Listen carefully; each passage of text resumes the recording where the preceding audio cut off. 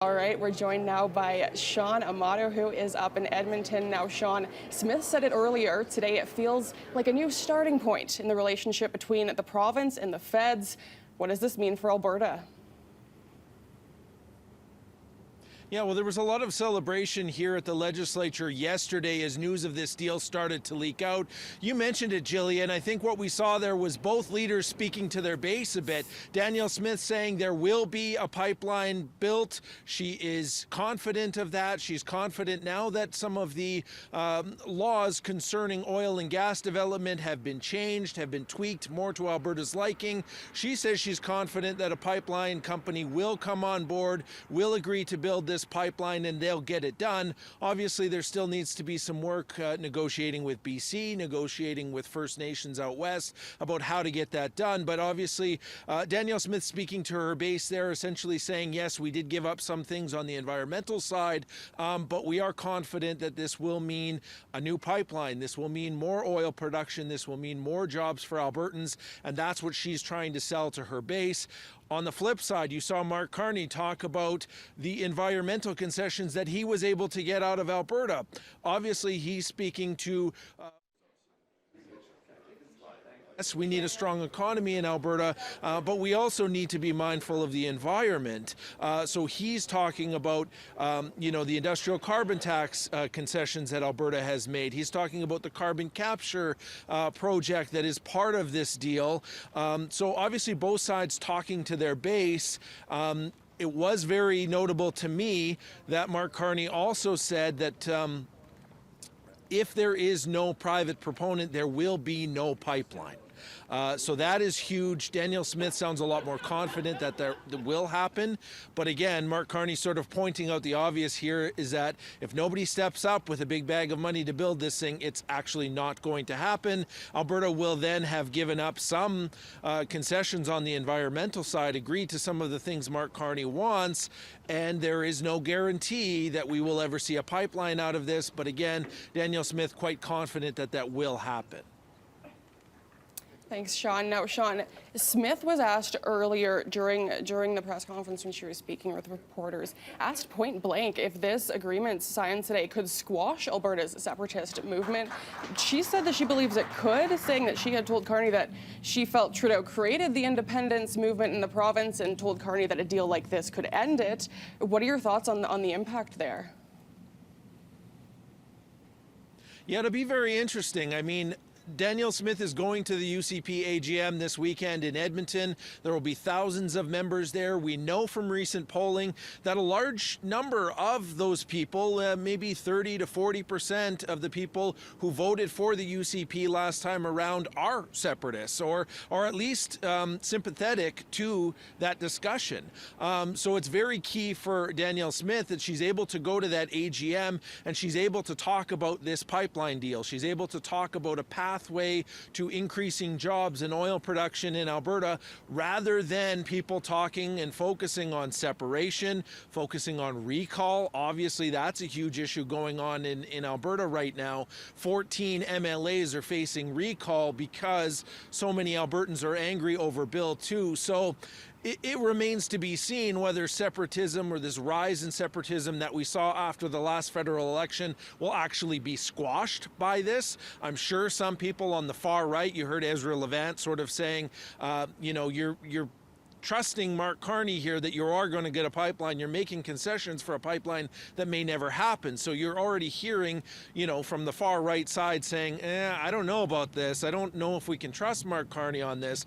But obviously Danielle Smith is hopeful that this deal is a step forward. It's a step closer to a pipeline, and it will squash separatist sentiment in Alberta. Obviously, she is at risk of losing a lot of support in her party if that separatism desire does not go down. So obviously that's very important for Alberta, but it's also very important for Danielle Smith holding on to power and keeping her party together. So it remains to be seen just how much impact this will have on separation in Alberta, but certainly Danielle Smith is hoping that it squashes separation. She can go to her base, she can go to her party faithful and say, look, Ottawa is listening, we're working on a pipeline, this is hope. Let's not break apart the country, let's not break apart their party over the separation issue. Absolutely. Thank you so much, Sean. It'll be interesting to watch the rollout of this one. All right, so the pipeline pact has been signed between the Alberta and federal governments. We go now to our Parliament Hill Bureau Chief, Cormac McSweeney, who's in the foyer of the House of Commons. Now, Cormac, what can you tell us about this deal?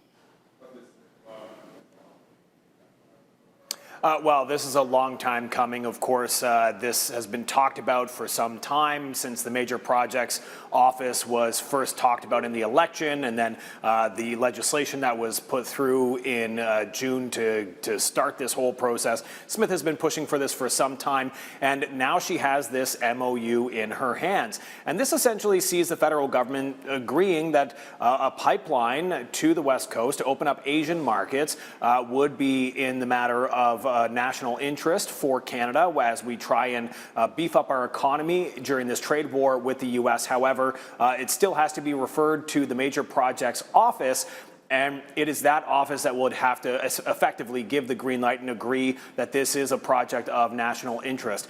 However, there are a number of changes that will come along with all of this. The Alberta and federal government, one interesting line that I saw in the MOU is that they agree to construct more pipelines. So this could open the door not just to a Western pipeline, but others, because Premier Danielle Smith has said she wants to build pipelines in every single direction.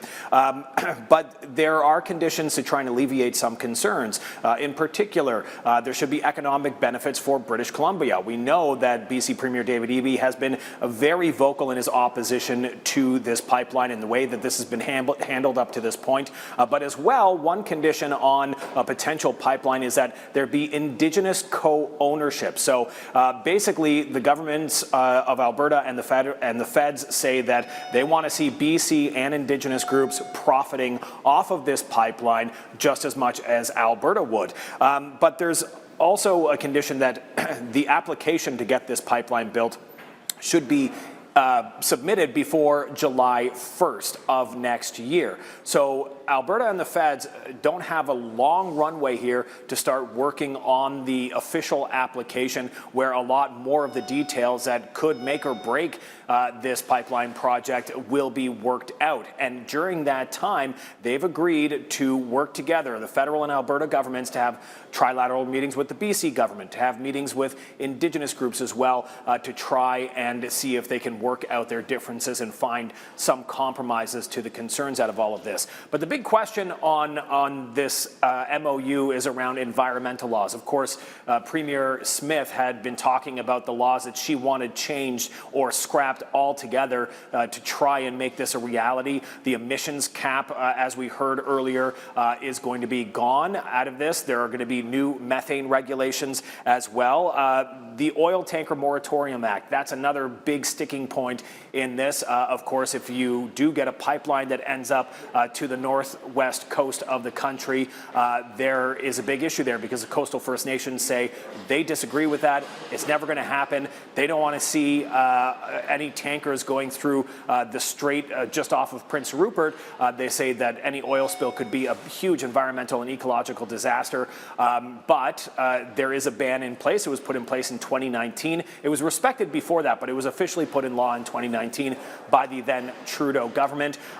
But this opens a door to potentially making some changes, limited exemptions, to try and make sure that tankers could take Alberta bitumen from a port in British Columbia off to Asian markets. Now, a provincial source also is saying that they expect shovels to be in the ground by 2029. So still a lot of time before we actually see construction take effect, but that tells you about how long it might take to try and get everything in order to make this happen. And another big question out of all of this, is there a private sector company involved? So far, officially, no. It's been the Alberta government that's been steering all of this. However, we have heard from a provincial source that they are in discussions with 3 companies to try and see if they could make this work and figure out a route as well, because that could make or break this also. So a lot more to come, a lot more runway to go before we see this become a reality, and the ball now is in the federal and provincial courts to try and figure this all out.